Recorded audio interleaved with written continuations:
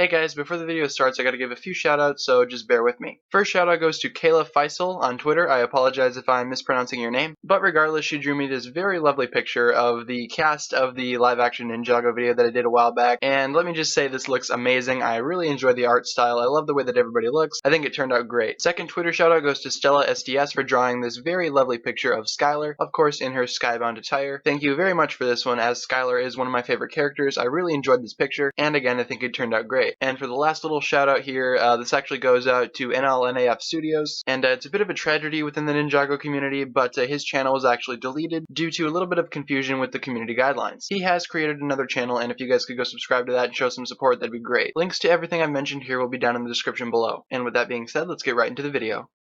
So, a while back I made a video in which I ranked the various villainous armies of Ninjago and placed them in an order from worst to best. Of course, in Hands of Time we were introduced to a different army under the control of the Time Twins. This was of course the Vermillion Army. A lot of you were asking me to pretty much update that video by doing an entirely different list, but today I figured I would just talk a little bit about the Vermillion as a concept and just give my overall thoughts. So yeah, just a little bit of background information about this particular army and then we'll jump right into it.